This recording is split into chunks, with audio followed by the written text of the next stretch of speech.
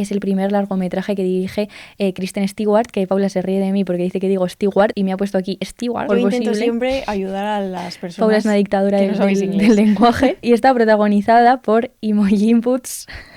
Se descojona. Que Paula me ha dicho antes, no, Inés, no puedo decir así. Yo creo que así. se dice Imogen Puts. Estás escuchando Radio Primavera Sound, proudly presented by Kukra.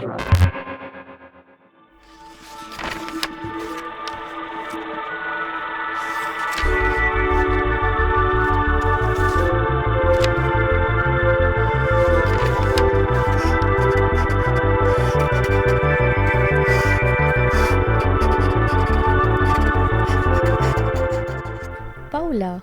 Inés. ¿Cómo estás? Pues muy bien, muy emocionada, la verdad. Hombre, es que cada glosa es una alegría. Hombre, es que esto es especial. Hombre. Porque es la primera vez que vamos a glosar una película. Increíble. Un largometraje audiovisual, con imágenes, con sonidos, con historia, con su cosa, con sus actores. Con su chichilla. Con su chichilla. Bueno, como bien sabéis, chicas, si no es la primera vez que escucháis las glosas, nosotras entendemos los textos como un concepto muy amplio. Aquí no solo hemos venido a glosar textos escritos, sino que los textos pueden ser cualquier cosa. Entonces, hoy vamos a glosar La cronología del agua, dirigida por Kristen Stewart. Su primera peli, ojo, hablamos de esto. Llevamos camisetas. Bueno, venimos corporativas. Donde dice que somos hot girls. Inés lleva una de Hot Girls Loves Kristen Stewart y yo More Kristen, Less Assholes. Es más Kristen, menos cabrones. Que a ver, como moto vital está muy bien. De acuerdo. O sea, por supuestísimo. Totalmente. En este caso, bueno, por repasar un poco pragmáticamente cómo se hacen las glosas, Sí. Sabéis que en las otras tres, en las tres primeras, teníamos los textos en nuestra web, que podíais ahí acceder al PDF y leerlo, y luego escuchar la glosa o lo que cada uno, el funcionamiento que elija. En este caso, no vais a tener en la web nada, porque no vamos a subir ahí la película de la Kristen Stewart, sino que os animamos mucho a ver la peli, que se estrena en el cine en España el 9 de enero. Y de hecho queríamos agradecer a Sideral, la distribuidora de la película, pues la oportunidad que nos ha dado de glosarla. Porque nosotras todo lo que se nos dé para glosar, lo glosamos. Lo glosamos. Me encanta esto. Es que esta nueva faceta, ¿no?, de nuestra personalidad, de glossers. Hashtag glossers, chicas. Sí. Mira, una camiseta de hashtag glossers no estaría mal. Que alguien nos la haga. Que alguien nos la haga. Ya sabéis que normalmente empezamos un poco contextualizando, ¿no?, aquello que vamos a glosar. En este caso, como decía Paula, La cronología del agua es el primer largometraje que dirige Kristen Stewart, que Paula se ríe de mí porque dice que digo Stewart y me ha puesto aquí Stewart. Entonces, bueno, yo hago lo mejor yo intento posible. Siempre ayudar a las personas. Paula es una dictadura que no del lenguaje y está protagonizada por Imogen Inputs. Se descojona. Que Paula me ha dicho antes, no, Inés, no puedo decir así, lo digo yo. Imogen Puts. Vale, nos ha quedado claro. Una chica monísima y que lo hace increíble en la peli. Sí, es una pasada. Me ha parecido impresionante, que está en el papel de Lidia, de la protagonista. Queríamos empezar diciendo que es una adaptación al cine de un libro con el mismo nombre de Lidia Yuknavitch, que es una escritora estadounidense. En España está editado por Cicely, no sé cómo se dirá, editorial. Yo me lo leí hace años ya, para una punzada de estas que grabábamos en casa, y me acuerdo, pero hace años, igual ya hace 3 años, sí, sí. Y recuerdo que cuando leí el libro, que me gustó mucho, pues buscando acerca del libro y tal, ¿te acuerdas que te dije, Paula, va a hacer Kristen Stewart una peli sobre este libro? Y claro, quedaba muchísimo tiempo porque además lleva como ha tardado 8 años tiempo con el proyecto, desarrollándolo, sí. Así que ahora la verdad que ha sido como bonito que nos surja la oportunidad de glosar la cronología del agua. La cronología del agua ha vuelto a nosotras, de manera estelar. Es un ciclo vital. Entonces, para dar algunas pinceladas sobre el libro, del que no hablaremos porque nos vamos a centrar en la peli, pero que os recomendamos mucho leer, a mí ya digo que me gustó un montón, es un libro de memorias de la autora y narra el trauma por el abuso sexual infantil por parte de su padre y las evidentemente consecuencias que esto tiene en su vida, que son muchas y muy, muy terribles, ¿no? Claro. Todo esto está construido a través de fragmentos. De hecho, en el libro cada parte tiene un título. El primero es Aguantar la respiración, luego Debajo del agua, la humedad, reanimaciones y la otra cara del ahogamiento. Veis que todo tiene que ver con lo húmedo, con el agua, ahora vamos a hablar de todo esto. Y nos ha llamado la atención que en una entrevista a la autora, a Lidia Yuknavitch, en The Lit Pub, ella dice que es un libro escrito desde el cuerpo. Dice, escribí este libro para sacar lo que tenía dentro de mí. Tenía la intuición de que había otros como yo ahí fuera. Algunas personas cantan o lo petan con un instrumento, algunas dibujan o bailan o hacen películas. Yo escribo, eso es todo lo que tengo. Que ahora vamos a hablar de de cómo también la escritura está muy presente en la película. Entonces vamos a ir poco a poco, chicas, como siempre, metiéndonos en materia para empezar a glosar la peli. Claro. Bueno, sabéis que cuando hemos glosado ensayos o novelas, en esta parte lo que hacemos es un poco resumir los principales argumentos, la estructura del texto. Este es mi momento favorito del gloseo, ¿no? En plan... El gloseo, ojo. Argumento, Sí. conclusión, tal, estructura, todo en orden, me encanta. Claro, en este caso no vamos a hacer esto porque no queremos destrozar la película, nos vamos a contar aquí pues cómo empieza y cómo acaba, ¿no? Porque creemos que no tendría sentido. Y queremos que vayáis a verla. Claro, y que la disfrutéis un poco sin nuestro sesgo y sin nuestra mirada. Os vamos a contar el contexto y los temas principales, pero ya digo, sin reventarlo todo, ¿no? Habrá huecos que dejemos porque creemos que tenemos que dejar. Sí. Por resumir el argumento, es lo que decía, ¿no? Que narra el trauma del abuso y la vida de Lidia desde que es una niña hasta que se hace adulta. Para dar un poco así lo que va pasando en cada, digamos, momento, resumiéndolo mucho, ¿no? Simplificando, en la infancia es este momento de convivencia con los padres, del abuso a su hermana mayor, que finalmente se acaba marchando, el abuso hacia ella, y la natación, que tiene una presencia muy importante como forma de escape. En la universidad tenemos un momento lleno de adicción, drogas, alcohol, sexo, duelo. Es un momento en la película de desenfreno total y de dificultad para manejar la libertad, ¿no? El hecho de haber salido del contexto del abuso. Incluso se da la pérdida de la beca que le lleva a la universidad a través de la natación, ¿no? Es una época de mucho movimiento.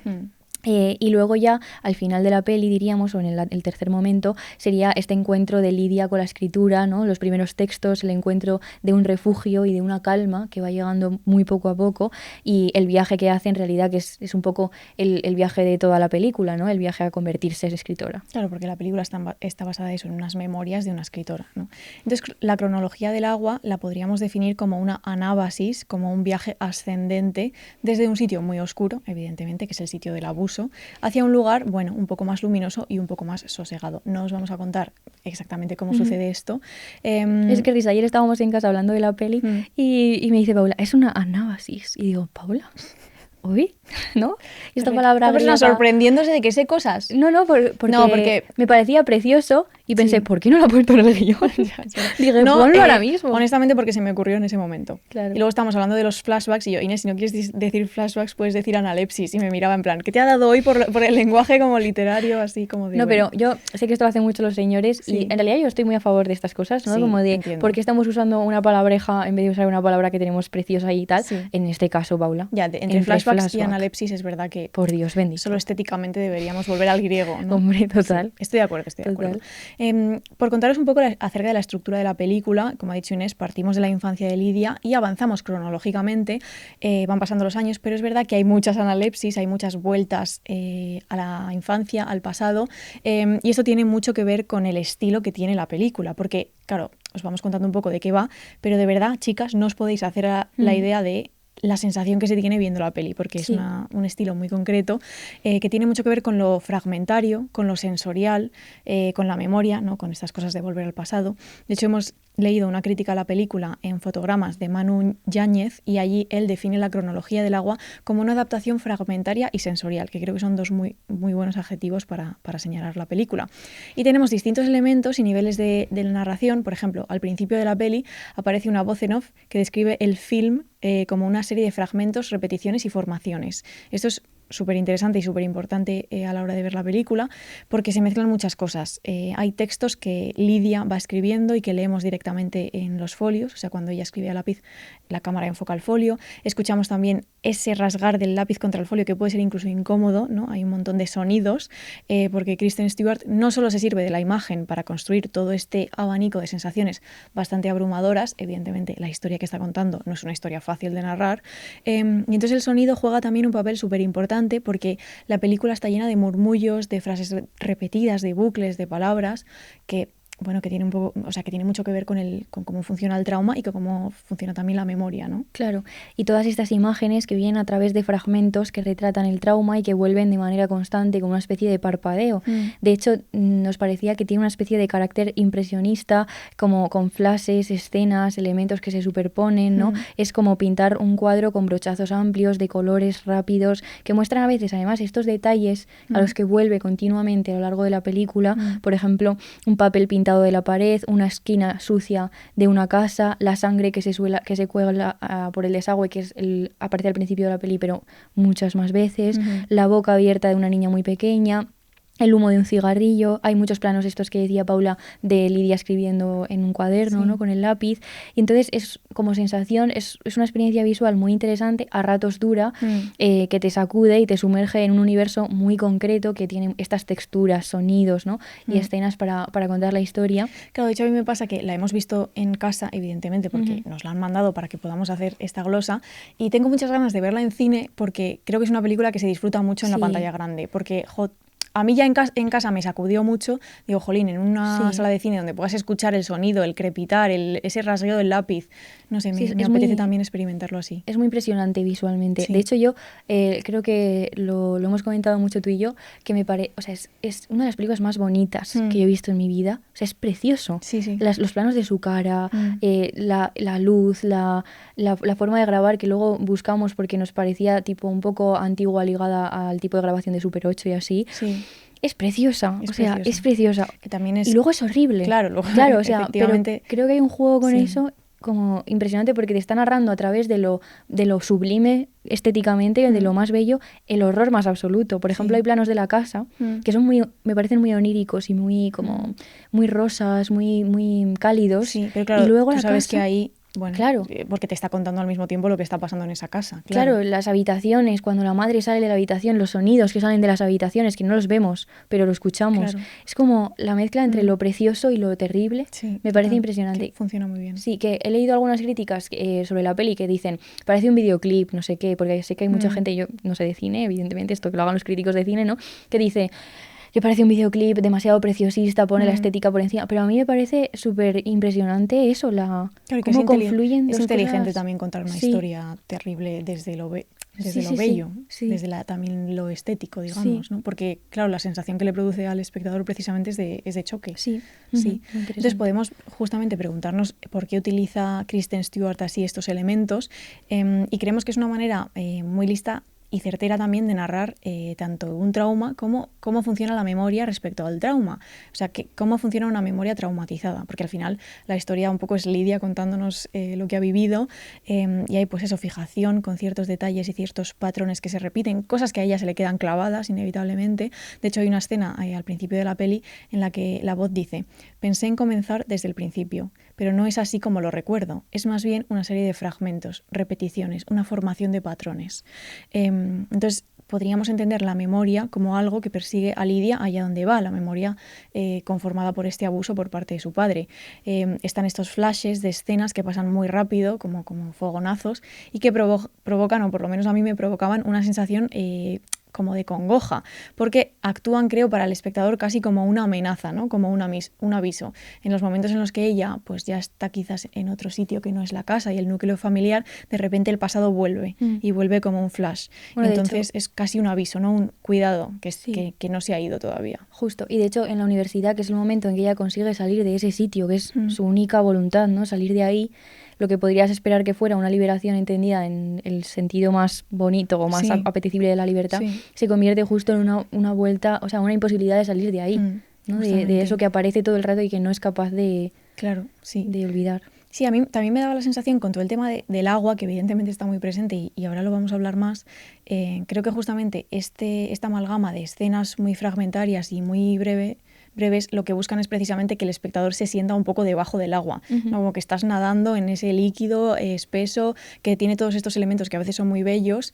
Entonces hay pocos momentos en la película para, digamos, coger aire, ¿no? Sí. Son 2 horas de mucha intensidad, pero en mi opinión una intensidad pues muy, muy bien narrada, ¿no? De hecho, queríamos señalar que es la primera película que dirige Kristen Stewart y que me pareció un debut como cineasta como muy arriesgado, porque, o sea, creo que podría haber elegido hacer una película más, no sé, como más comercial en el mal sentido de la palabra, o más clásica, o que no arriesgase tanto con la forma, pero creo que es una apuesta pues muy fuerte y no solo eso, sino que tiene sentido para la historia que está contando, ¿no? Es un tratamiento muy original. De hecho, la vimos hace días ya y yo recuerdo perfectamente imágenes, diálogos, sensaciones de la película. Sí, como la posibilidad de todos estos planos que decíamos del sonido, la voz, la imagen, tal. Sí. El hecho de que que encaje, no sé cómo decirte, ¿sabes? Que podrían haber quedado desconectados y para mí tienes que estar como muy atento y pasan muchas cosas y a veces los planos son distintos, en plan, puedes estar viendo una imagen que no te parezca lo que decía antes, a mí me impactó mucho todo lo que pasa en la casa, puede estar la niña escribiendo, pero de repente se oye lo que está pasando en otra habitación, ¿sabes? Como que pasan varias cosas a la vez y creo que conjuga muy bien esos planos, justamente. Que podían haber quedado desconectados, igual, ¿sabes? Y para ir tirando un poco del hilo nos vamos a centrar en los temas que nos han llamado más la atención a nosotras y el primero sería la idea del trauma y sus formas, porque como ya hemos adelantado, la cronología del agua tiene como centro narrativo el trauma que tanto Lidia como su hermana sufren de pequeñas y existe en la familia Yuknavitch un esquema clásico que podemos encontrar en otras narrativas de abuso sexual infantil, que sería el padre que abusa, la hermana mayor que sufre el abuso y que intenta proteger a la pequeña pero que finalmente se marcha porque no puede ahí, soportar, claro. Y una madre que también es una cosa muy clásica. Sí, un personaje que siempre nos llama mucho la atención cuando hemos leído libros de este estilo, que niega lo que pasa y que por tanto cae en depresión. Es como una presencia, de hecho, la madre de esta peli es alcohólica. Sí. Sí, pero que muchas veces se buscan sustancias o maneras de escapar de también esa situación que tienes en casa, que es una forma de abandono a las niñas o a los niños. Fantasmales, completamente. Sí, de hecho sale muy poco. Presencias también... por supuesto, fruto de una violencia terrible por parte del padre, ¿no? Entonces, hay una especie de cruce de culpabilidades, porque está el odio de Lidia hacia el padre por lo que hace, el odio hacia la madre por su pasividad, que es lo que estaba comentando, ¿no? También una compasión por una hermana que la abandona porque necesita salvar su propia vida, la culpa que la hermana tiene por haberla abandonado, ¿no? De hecho, la hermana se convierte en un personaje, una presencia importante cuando ella ya es más mayor y ha salido de la casa, ¿no? Está ahí. Sí, cuando ellas dos son adultas. Cuando ya las dos están fuera del núcleo familiar, ¿no? De hecho, hay una escena que queríamos glosar particularmente, que se da cuando la hermana ya se ha marchado y están el padre y la madre con Lidia en la mesa de la cocina. Y ella es ya, no sé qué tendrá, como 17 años, o sea, ella es más mayor. Justo. Y está un poco en este proceso de la universidad, ella es muy buena nadadora, entonces ya ha habido, creo, alguna conversación de estos ojeadores de universidades, ¿no? Para el deporte, que yo estas cosas muy americanas. Muy americanos, sí. Entonces hay un montón de sobres de universidades respondiendo a su solicitud y es el padre quien va abriendo las cartas y con la excusa de que ninguna universidad le ha ofrecido una beca completa, siempre es como una beca parcial. El padre se niega a que vaya a la universidad y por tanto se niega a que ella pueda salir de ese entorno familiar y del abuso. Justo. Entonces, ¿cómo se articula la justificación del padre? Es muy perversa, porque lo que le dice es, te mereces más, si realmente te quisieran, te hubieran ofrecido la beca completa, ¿no? Entonces, en ese rasgar los sobres hay una esperanza de Lidia que poco a poco va muriendo, un plano de la madre que gira la cabeza, ¿no? De nuevo no se involucra y de hecho se hace eco de esta escena más tarde en la película porque cuando Lidia se convierte en escritora tiene una pila de sobres editoriales, en este caso respondiendo a su manuscrito, ¿no? Claro. Pero es interesante ver a través de esta escena y de otras muchas cómo se construye el relato del abuso, porque nos parecía que hay aquí dos cosas que podemos señalar, ¿no? En primer lugar, que el padre, que es el sujeto que abusa, lo que hace es revestir su abuso de una pretensión constante de cuidado. Es tierno, es cuidador, es todo el rato como hay frases como solo quiero lo mejor para ti, ya lo sabes, o no te deja ir a la universidad, lo que contábamos ahora, porque la universidad no te merece, o ten cuidado porque en la universidad los chicos te van a querer tocar, te van a querer hacer daño. Todo esto mientras el abuso se está sucediendo. Claro, total. Y se presenta, de hecho, en un evento que ella participa ya como escritora, soy el padre de Lidia, ¿no? A mí esa escena es de mis favoritas de la peli. Sí. Cuando él va al evento, ¿no? Y cuando ella ya está en la universidad y está fuera de la casa. Sí. ¿no? Es que está muy presente en su vida. No, está súper presente hasta el final. Va a su boda, va a ciertos momentos que no vamos a desvelar que son importantes. O sea, está todo el rato ahí. Todo el rato ahí. Es difícil conjugar como espectador, creo, la visión de él como monstruo, que es lo que es, y luego como padre afable. Y no, a veces quizá ligamos la violencia a cierto tipo de hombre violento. Pero es verdad que está muy bien retratado lo perverso, creo, porque... O sea, creo que en los momentos en los que se quiere presentar como una persona, como un padre normal, digamos, nunca, o sea... No, es terrible. O sea, nunca lo consigue también porque en ciertos momentos sí es violento verbalmente, como es una persona muy autoritaria, claro, más pero en la casa. Disfraza ese autoritarismo de protección, de afán de protección. Sí. Justamente eso. Hay varios arrebatos violentos del coche. Me estoy controlando. Sí. Bueno, sí, es una figura terrible, pero, o sea, interesante como por todo lo que contiene en sí mismo, ¿no? Y luego también otra idea que queríamos señalar, que no solo tiene que ver con esta peli, sino con otros libros que hemos leído sobre este tipo de abuso, es que muchas veces el padre que abusa se presenta como un dios o como una figura casi mitológica, ¿no? Sí. Hay una escena en la que Lidia está en un contexto, no sé si en una clase o algo literario, y lee un texto de Casey Acker, que he traído un trozo del que ella lee, que además lo lee de manera como súper rápida, Dice: yo te creé, te estoy creando, juré que viviría para el placer, Dios todopoderoso, el resto no importa, tú eres mi Dios, mi hija, yo te adoro, mi padre me lo explicó otra vez, yo soy el puto Dios y yo creé a Dios, ahora solo miro a Dios y Dios está feliz porque he hecho que se corra. Que además es más larga la cita, ¿no? Y habla de la escena del abuso entre un padre y una hija, y de hecho hay en la peli una de las personas que está en el público que dice como I'm sick, ¿no? Como me estoy poniendo mala. Claro. Como no puedo aguantar esto que me estás contando. Sí, pero aparece esta idea del Dios y de cómo se construye ese relato en como esa figura que comete el abuso cuando no la vemos, porque no lo vemos. Claro. Hay una narración desde fuera. Claro, no lo vemos de manera explícita nunca. Claro, pero cuando las escritoras o las supervivientes de este tipo de situaciones hablan de esa escena, muchas veces se habla desde lo místico. Sí, lo místico, o sea, de un endiosamiento del abusador. Claro. ¿no? También, claro, es que es tu padre, o sea, nos tenemos que poner un poco en esta situación. No, y la posición que adapta a esa persona que comete el abuso por estar por encima y para como disponer de todo el poder y toda la violencia posible, ¿no? No, y que esto a ella y a su hermana les pasa desde que son muy, muy pequeñas. Entonces, claro, pues tenemos que imaginar la mente de un niño pequeño, para quien su padre es una figura de autoridad y de cuidado y de cariño, pues evidentemente tú quieres agradar a esa persona, ¿no? Claro. Eso es lo que se cuenta en muchas narrativas sobre este tipo de abuso, que al final, al principio para ti, hasta que tú no entiendes lo que está pasando, es una manera de agradar a una persona cuya aprobación estás buscando, que es lo más perverso de todo, ¿no? Por parte y es una persona que se supone que es la persona que más te tiene que cuidar. Claro, justamente, sí. Queríamos también hablar, que lo hemos adelantado antes un poco, del agua como elemento, porque evidentemente es algo que está muy presente, ¿no? Desde el título mismo, la cronología del agua. Y es muy curioso que el recuerdo de este trauma resurge de manera constante, ya lo hemos dicho, ¿no? A lo largo de la vida de Lidia. Y yo creo que lo podríamos interpretar como toda la película y todo su viaje como un intento constante de querer salir a flote. Ella intenta salir a flote y en muchos momentos se hunde, ¿no? Y la presencia del agua pues es una de las maneras que tienen las narradoras, en este caso pues Yuknavitch y Stewart como directora de la peli, para canalizar y para abordar este trauma y todo el pozo que va dejando. Porque está todo el rato en la película y aparece también de distintas maneras, que esto también me ha gustado mucho, que no es solo el tema de la piscina, que es que no recuerdo si en la portada del libro que tienes tú es una piscina, ¿no? Está una chica sumergida. Una chica sumergida, vale, sí. Claro. Pero no siempre se sumerge en el mismo tipo de aguas. Hombre, no sé si es una piscina, yo creo que sí. Pero... Claro, ya. Sí. Pero yo tenía la cosa de la piscina y recuerdo que cuando tú te leíste el libro recordabas mucho el tema de la natación. Claro, es que cuando es niña es el modo de escape que tienes nadar. Claro, ¿no? Justamente, ¿no?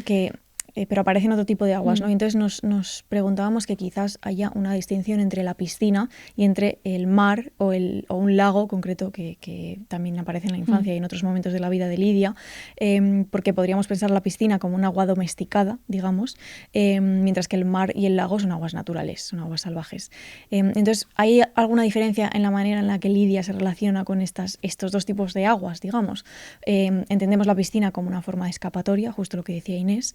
De hecho, en la película ella misma se define como hija no nadadora. O sea, cuando está intentando encontrar su identidad, evidentemente rechaza la identidad de hija. Claro, y en la motivos piscina obvios. No es hija, es nadadora. Es nadadora. Y en un momento de tensión dice, en mi cabeza seguía nadando. O sea, ella utiliza la piscina como vía de escape, porque además es buena nadadora, de hecho compite. Y cuando sale de la piscina y tiene que lidiar con situaciones pues de violencia, pues pasa esto, ¿no? En mi cabeza seguía nadando. Como el recuerdo de la natación. Cuando los sobres. Claro, cuando están abriendo los sobres de la universidad, ¿no? Entonces, pues pensamos que tanto por esta sensación física corporal de estar debajo del agua como de manera pues más pragmática, la piscina actúa como forma de escape, ¿no? Una cosa muy ligada al deporte, al ejercicio físico, que esto es una cosa que hace la gente, en plan, te extenúas un poco para dejar de pensar, digamos, ¿no? Y entonces, bueno, es un entorno, la piscina, muy curioso porque es la vía de escape, pero también es un entorno que implica violencia, porque claro, hay un control sobre los cuerpos para que no engorden, los cuerpos de las niñas nadadoras. Es una forma de nadar pues muy contenida, muy sistematizada, que se hace en soledad. Es verdad que ella a veces compite con equipo, pero bueno, al final el entrenamiento, lo que ella busca es un poco eso. Luego también el agua y la humedad aparece en los cuerpos, tanto en las relaciones sexuales como en la presencia de la sangre, que está también bastante presente en la película y en la historia. A veces como... En el agua también. Sí, en el agua, lo que has dicho tú de el desagüe de la ducha, también como consecuencia de la violencia que Lidia ejerce sobre sí misma. Y entonces, bueno, hay muchas escenas de agua y de sangre mezclando. No sé, es una peli con mucha presencia de lo líquido, creo. Sí, además en momentos difíciles para ella, que de nuevo no vamos a desvelar, también es en el agua, todo sucede en el agua. Tanto, digamos, buenos como malos, claro, por simplificarlo mucho, ¿no? Pero siempre está el agua. Es que no queremos spoilearos, chicas. Sí, total. Luego otro de los temas que nos ha llamado la atención es la idea que hemos llamado la risa y el llanto. Y es que hay una escena cuando Lidia y su novio de ese momento están de nuevo el agua arrojando unas cenizas al mar, no diremos de quién. Es un momento muy trágico, ambos acaban de pasar por un trauma, por un momento terrible, sobre todo Lidia, y tienen que despedirse. Pero cuando arroja la caja de las cenizas, inmediatamente la caja vuelve, ¿no? Con las olas. Y ellos se empiezan a reír, ¿no? Hay un momento de risa y llanto mezclados, y esto pasa más veces, es como una especie de convivencia de la risa y lo trágico.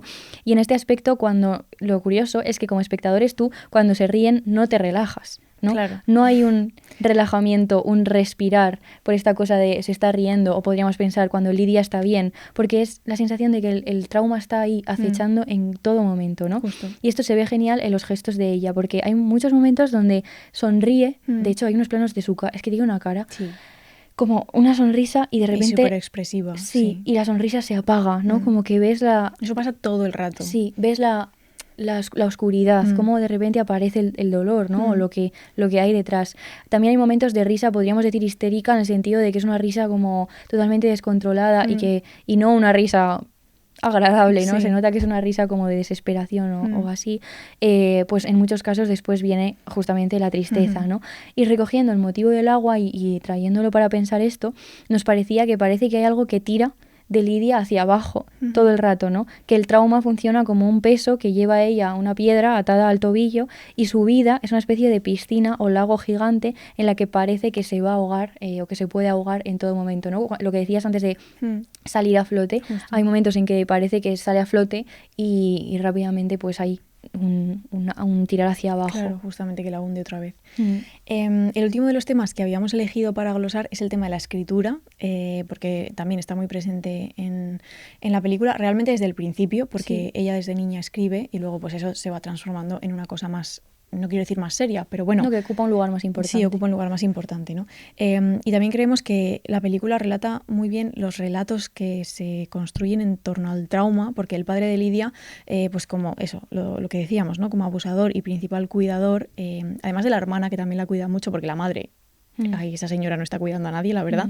Pues él tiene un papel muy importante en la idea que la protagonista tiene de sí misma, ¿no? Lidia vive eso, permanentemente asustada, y al mismo tiempo es un personaje con mucha fuerza, porque ella no es una persona para nada apagada ni sumisa en otras facetas de su vida. Sí, de hecho lo triste es que en muchos casos cuando ha salido de ella del hogar, esa fuerza que tiene la utiliza para hacerse daño, ¿no? Sí, es un descontrol de... Hay mucho de coger toda esa violencia que evidentemente tiene dentro y hacia ella, dirigirla hacia ella. Sí, también creo que la peli todo pasa por distintas maneras de canalizar esa fuerza y esa violencia, y no os vamos a desvelar, pero hay distintas maneras en las que se aparece eso. Sí.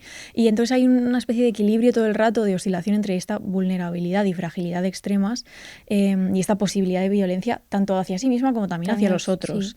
Y esto parece que solo se detiene o se aplaca o se matiza cuando consigue a través de la escritura pues canalizar algunas cosas o colocar algunas cosas de ese dolor que tiene dentro y de ese trauma, ¿no? Entonces esto pues condiciona todo el rato su relación consigo misma, su relación con los hombres. Cada vez que aparece un hombre en su vida, claro, te echas a temblar, evidentemente, y entonces lo que decíamos, que desde el principio utiliza la escritura de manera súper intuitiva para desahogarse, entonces poco a poco esto pues se va transformando en otra cosa. Pasamos de los lápices y las minas que se rompen de puro de la fuerza que ella está ejerciendo cuando es más joven, bueno, a una escritura que tiene más que ver con sacar el trauma de otra manera, ¿no? Sí. Como más ordenada o más construir tu propio relato de cómo quieres sacar eso o convivir con eso o colocarlo, no sé cómo decirlo. Sí, también que su vida empieza a estar ligada con la escritura en general, ¿no? La escritura no solo como la forma de canalizarlo, que claramente lo es, sino también es su vida. Sí, o sea, sí, sí. es escritora, Sí, es su identidad, ¿no? O sea, que también hay ahí un incorporarlo como una parte esencial. Y luego, a medida de que la cinta va corriendo, nos preguntamos si ella va a conseguir salir un poco de esa espiral autodestructiva en la que está desde que la conocemos. De hecho, los momentos más duros de la película para mí son los que, o sea, es que parece como un torbellino de destrucción, ¿no? Sí, de todas lo que decía, todas las formas posibles de hacerte daño las explora.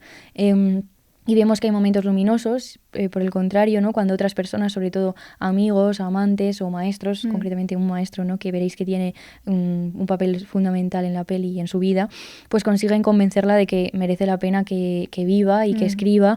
Y cada vez que alguien aparece, lo que Paula decía, cuando es un hombre, pero no solo, no sabemos si es una amenaza a esa persona, ¿no? Porque es verdad que es un contexto en el que, sí, me da la sensación como que cuando te acercas a este tipo de historias, de repente el ser humano se convierte en una cosa tan perversa, tan violenta, tan extrema, tan terrible, que es verdad que hay una pérdida de confianza delante de los otros. Claro. Incluso nos comentábamos tú y yo cuando el maestro, que tiene una relación muy especial con un escritor, le está ayudando y le está animando a escribir, y ya digo que tiene un papel fundamental, pero ambas sospechamos cuando la toca o cuando hay... Simplemente están cerca, ya te surge una sensación que luego no sabes si realmente ella siente en ese momento yo creo que incomodidad. la peli juega bien con esa ambigüedad, que igual él no es una figura amenazante, pero claro, Lidia, por su propia experiencia, no puede evitar eso, sentir...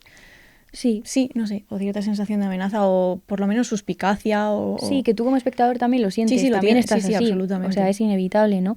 Pero es verdad, ¿no? Un poco para terminar, que la escritura le ayuda a poner en orden su propio relato, a narrarse y de alguna manera también a sanar, ¿no? Hay una especie de esta idea que se ha explorado mucho últimamente de la escritura como terapia o el arte como herramienta que puede resultar terapéutica, y creemos, ¿no? Nos daba la sensación que la película va siendo, digamos, menos caótica o menos rápida o menos, no sé, bucle. Se asienta un poco más. Sí, se va asentando hacia también el final. Tú has entrado en el bucle, ¿no? Sí, porque te has acostumbrado. Porque como espectador al principio no es...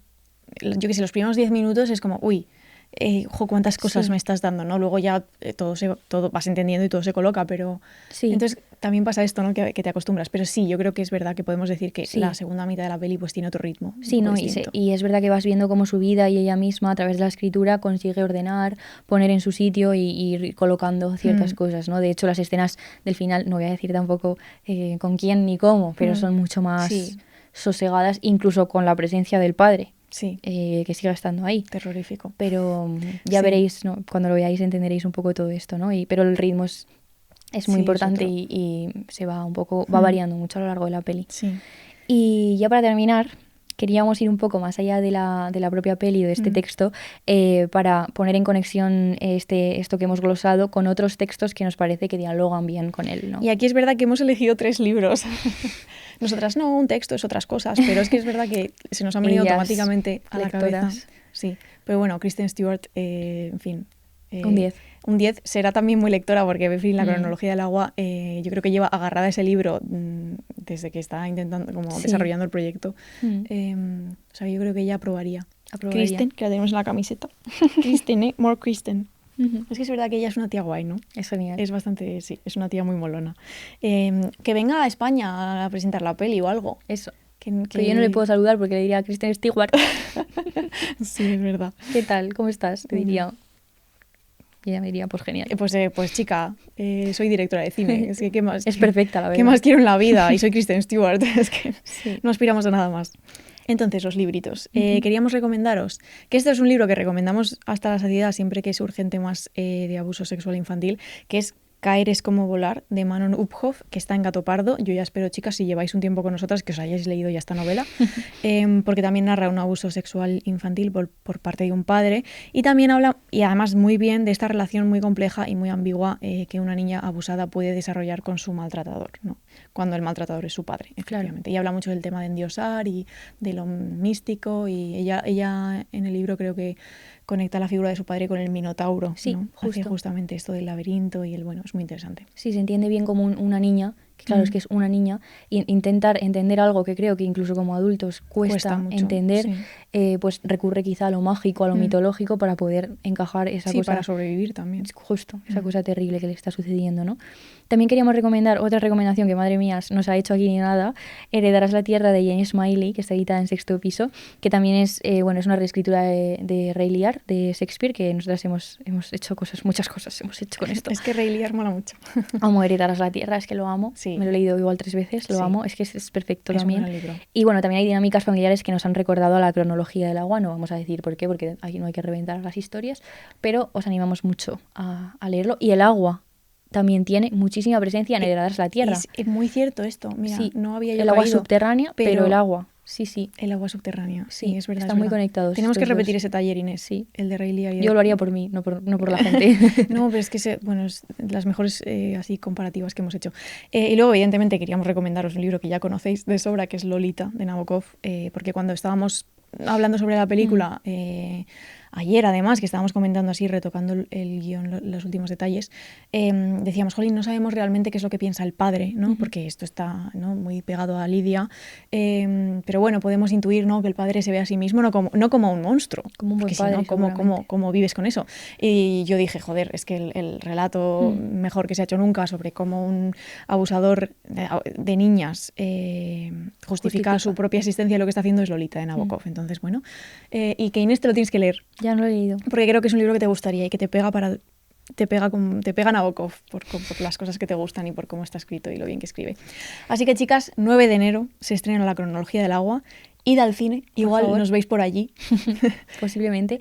Comentadnos qué os ha parecido. Sí, decidnos qué os ha parecido. Os dejamos ahí esos ¿Y cómo habéis huecos? hecho lo de escuchar la glosa? Igual hay gente que empieza a escucharla y dice, voy a ver la peli y escucho la glosa. Ya sabéis que aquí todo vale. Cada dinámica es válida. También podéis ir a la piscina y escucharla. De repente sumergidas. Sí. Yo no, porque me ahogo, necesitaría manguitos. Van a escuchar sumergidas nada, pero vale. Oye, ¿no existe ya eso? Pues, hija, con la tecnología que están tenemos, tardando. Unos cascos bajo el agua, ¿no? Mínimo.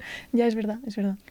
Así que nada, ya nos contaréis. Nos escuchamos en futuras glosas y en futuras punzadas. Y esperamos que disfrutéis, aunque es una experiencia a ratos difícil, pero bueno, también el tipo de historia que a nosotros nos parece interesante y siempre nos parece que merece la pena, ¿no? Sí, que merece la pena y de verdad que merece. Yo voy a volver a verla en cine, o sea, que merecerá la pena verla en cine también. Sí. Así que nada, chicas, nos escuchamos. Beso. Adiós.